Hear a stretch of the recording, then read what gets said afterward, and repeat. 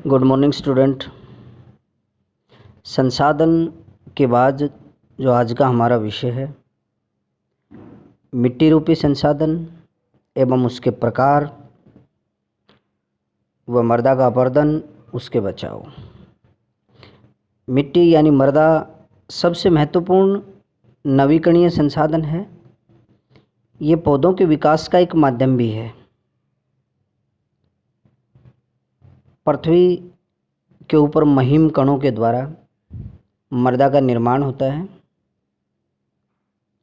मृदा का जो वर्गीकरण है वो निम्नलिखित प्रकार से किया गया है। सबसे पहले जलोढ़ मृदा। जलोढ़ मृदा हमारे भारत में काफ़ी विस्तृत रूप से फैली है। ये देश की एक महत्वपूर्ण मृदा भी है। नदियों के द्वारा बहाकर लाए गए महीम कणों से जलोढ़ मृदा का निर्माण होता है। यह गुजरात, हरियाणा, पंजाब आदि क्षेत्रों में पाई जाती है। गेहूँ, चावल आदि की खेती के लिए जलोढ़ मृदा काफ़ी उपजाऊ होती है। जलोढ़ मृदा विशेषतः दो प्रकार की होती है। एक प्राचीनतम जलोढ़ जिसको बांगर कहा जाता है, एक नवीनतम जलोढ़ जिसको खादर कहा जाता है। बांगर मृदा में कंकर की ग्रंथियों की मात्रा बहुत ही ज़्यादा होती है। खादर में यह इसकी तुलना कम होती है। जलोढ़ मृदाएँ बहुत ही उपजाऊ होती हैं। इसके बाद मृदा का जो अगला रूप है वो है काली मृदा। काली मृदा जिसमें नमी को सोखने की मात्रा बहुत ज़्यादा होती है, इसलिए इस मिट्टी को बहुत ही उपजाऊ समझा जाता है और कपास के लिए अति महत्वपूर्ण मृदा है। इसके बाद लेटेराइट मृदा। लेटेराइट मृदा जो है वो ईंट के रंग जैसी होती है। लेटेराइट जो शब्द है वो ग्रीक भाषा के लेटर शब्द से लिया गया है। भारी वर्षा, अत्यधिक नीलाक्षण का ये परिणाम है।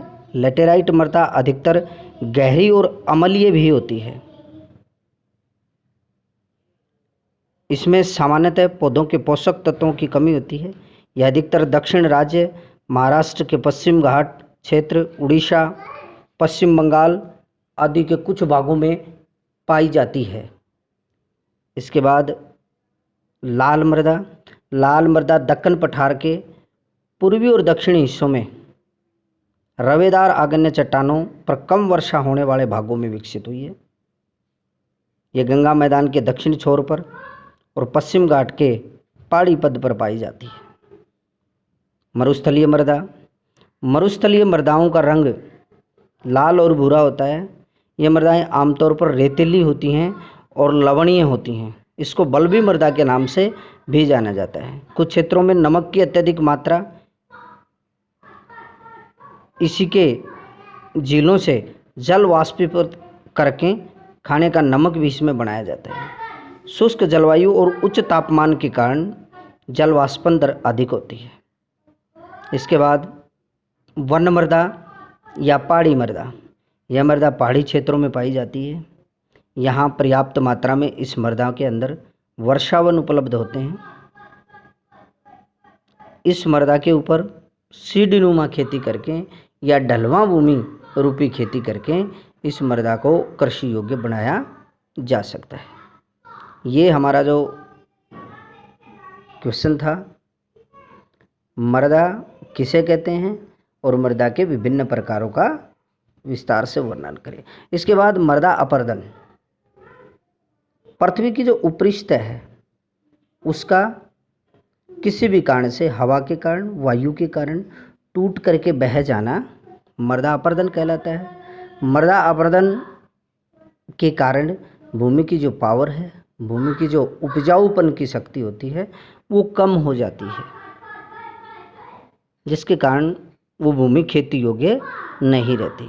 तो मृदा अपरदन के बहुत से कारण हो सकते हैं, जैसे नंबर 1 पशुचारण। किसी भी भूमि पर अत्यधिक मात्रा में यदि हम पशु चराते हैं तो उन पशुओं के पैरों से वो भूमि कट जाती है, वो मृदा फोली हो जाती है और वहाँ जब भी कभी हवा और बारिश आती है तो वो मिट्टी अपने साथ बह करके चली जाती है, जिसके कारण मृदा अपरदन होता है। अत्यधिक वृक्षों की कटाई, अत्यधिक मात्रा में जब वृक्षों की कटाई की जाती है, क्योंकि वृक्ष अपनी जड़ों में मिट्टी को संजोए रखते हैं, और जब अत्यधिक मात्रा में वृक्षों की कटाई की जाती है तो वो भी मृदा अपरदन का एक कारण होता है। खनन, अत्यधिक मात्रा में जब भूमि का खनन कार्य किया जाता है तो वो भी मृदा अपरदन को बढ़ावा देता है। तेज हवाएं, जब भी कभी तेज हवाएं चलती हैं तो वो अपने साथ मिट्टी के ऊपरी स्तर को बहा करके ले जाती हैं, जो मृदा अपरदन का प्रमुख कारण बनता है। मूसलाधार बारिश या तेज़ बारिश जिसको हम कह सकते हैं, जब भी कभी तेज़ बारिश आती है तो पानी जो अपने बहाव के साथ मिट्टी के ऊपर वाले कणों को ले जाता है, जिसके कारण मृदा अपरदन होता है। और मृदा अपरदन ही मृदा निम्नीकरण का या मृदा के उपजाऊपन को घटाने का मुख्य कारण होता है, क्योंकि मृदा के ऊपरी स्तर पर जो पावरफुल तत्व मृदा के अंदर मिले हुए होते हैं, जो कृषि को बढ़ावा देने में सहायक होते हैं, वो इसके साथ बह कर के चले जाते हैं। मृदा अपरदन के कारण मिट्टी का जो कटाव हो जाता है वो उसकी पावर को कम कर देता है। अब इस मृदा अपरदन को कैसे बचाया जाए, इसके लिए सबसे पहले पशुचारण कम किया जाए। पशुचारण के कारण जो मृदा अपरदन होता था उसको कम किया जाना चाहिए। किसी निश्चित क्षेत्र पर ही पशुओं को चराया जाए, सभी जगह पर पशुओं का अत्यधिक चारण नहीं होना चाहिए, ताकि उनके पैरों से जो मिट्टी कटे वो फोली ना हो पाए। ठीक है। इसके बाद रक्षक मेखला बना करके किसी भी खेत के चारों ओर रक्षक मेखला को बना दिया जाए, ताकि जब भी बारिश आती है, हवा आती है, तो जो पानी के साथ महीम कण बहा करके आते हैं वो उस खेत से बाहर ना जा पाए। खेत के चारों ओर रक्षक मेखला बना देनी चाहिए। सीढ़ीनुमा खेत बना करके, हमारी जो पहाड़ी मृदा है वहाँ सीढ़ीनुमा सोपान कृषि जिसको हम कह सकते हैं, सीढ़ीनुमा खेत बना करके या सोपान कृषि के रूप में उसको बनाया जाए, ताकि मृदा अपरदन को रोका जा सकता है। वृक्ष कटाई को रोक करके, बेवजह वृक्षों को जो काटा जाता है, क्योंकि वृक्ष अपनी जड़ों के अंदर मिट्टी को संजोए रखते हैं, वो उसको बह कर के जाने नहीं देते हैं। तो अत्यधिक मात्रा में जो वृक्ष काटे जाते हैं, बेवजह जो वृक्ष काटे जाते हैं, उस वृक्ष कटाई पर रोक लगा करके भी मृदा अपरदन को रोका जा सकता है और भूमि की पर उर्वरकता शक्ति को बढ़ाया जाता है। अतः हमारे कहने का तात्पर्य ये है कि मृदा एक नवीकरणीय संसाधन है, इसके ऊपर पौधों को उगाया जाता है, बहुत ही महत्वपूर्ण संसाधन है। मिट्टी के अभाव में मानव जीवन या किसी भी संसाधन के अभाव में मानव जीवन संभव नहीं है। खेती का बहुत सारा कार्य मृदा के ऊपर ही किया जाता है, और इसके लिए मृदा का उपजाऊ होना बहुत ज़रूरी है। यदि मृदा उपजाऊ नहीं होगी तो ज़्यादा पैदावार हम नहीं ले पाएंगे। तो भूमि निम्नीकरण को बचाने के लिए, भूमि के पैदावार को बढ़ाने के लिए इन सब कार्यों का होना जरूरी है। धन्यवाद।